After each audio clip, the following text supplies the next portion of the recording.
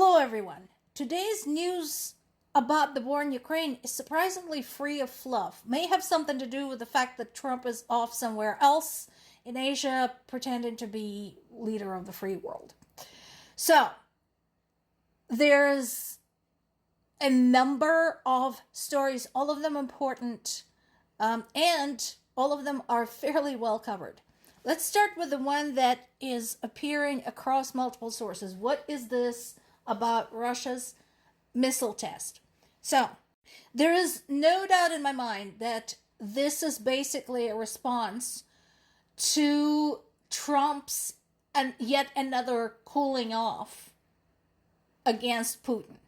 So, they had the conversation and then Putin continued to bomb the shit out of Ukrainian civilians. Trump got upset because he wants the Peace Prize, even though it'll have to wait until next year. So he implemented sanctions against two major Russian oil companies, causing the oil prices to jump 6% globally. So that's a big deal. And now we have this missile test. So the missile in question is a Burevestnik cruise missile named after known as Stormy Petrel in English, or Thunderbird. It is a popular bird in Russian culture. There's a very popular poem about it that we all had to learn at school.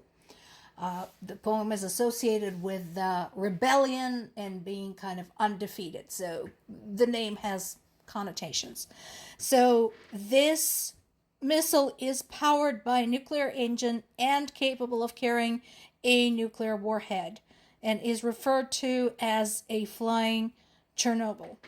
The missile that was tested traveled 14,000 kilometers or 8,700 miles and was in the air for about 15 hours. This is serious. That is a very long nuclear capable missile, the long range nuclear capable missile. So everybody should be concerned. Now, the development of this missile has not been smooth. 6 years ago, in August of 2019, there was a tragic explosion that killed 5 people while they were testing this thing. While I understand that one missile is just one missile, one of my design of experiments professors used to say, don't get excited about one data point, it has to go somewhere. I have no doubt that military leaders around the world are keeping an eye on this and adjusting their defense assumptions based on the capability of this weapon. Meanwhile, Ukraine continues to do more with less. There's been another drone raid. And again, chances are these drones were just duds. They were not carrying any kind of explosive payload, but they managed to get far enough inland to cause closures of 2 of Russia's big airports. So, again, it's more psychological warfare than anything else, and it does damage Russia's economy, and it does damage Russia's ability to get around. I'm sure people sitting at the airport for 3 to 4 hours because the drones are buzzing around are not happy. So, then there is that. And, yep, here we have the summary on U.S. sanctions against Russia's oil industry. And in the usual Russian tradition, Putin's top economic envoy, Kirill Dmitriev, said that it's basically everyone else's fault. And again, folks, if Russia leaves Ukraine, just leave. All of this stops. The war ends. No more drones disrupting your flights. No more hits to your oil refineries. Your gas shortages would go away. I'm just saying, folks. People of Russia, this is up to you. This is your government. Just saying. Now, this is serious. So, Pokrovsk is the name you probably have heard in the past. It has been described as the rock upon which Russian military had shattered as it continued trying to penetrate farther into the eastern part of Ukraine. And so now we're seeing problems there because, again, Ukrainian army is stretched thin. This is the one thing that Russia has. Well, actually, two things. One, more people. Two, greater desire to waste them.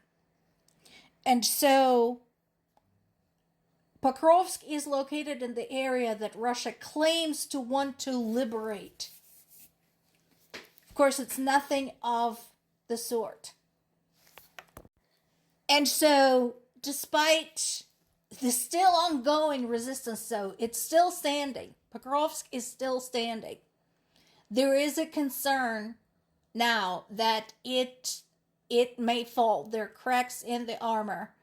And unless something drastic happens that can give Ukrainian military a boost in that region, we may lose Pokrovsk, and that would be horrible.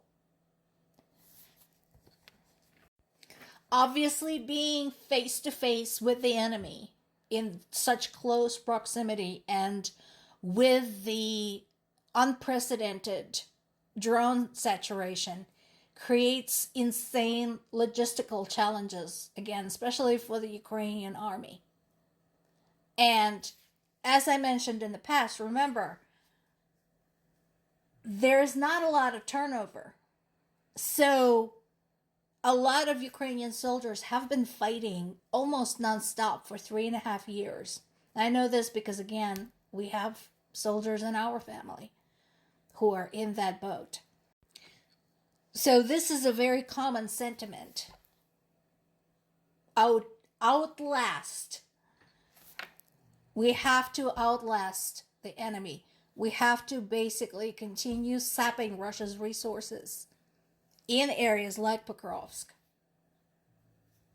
so that every inch of progress they make is extremely expensive to them until it becomes non-feasible.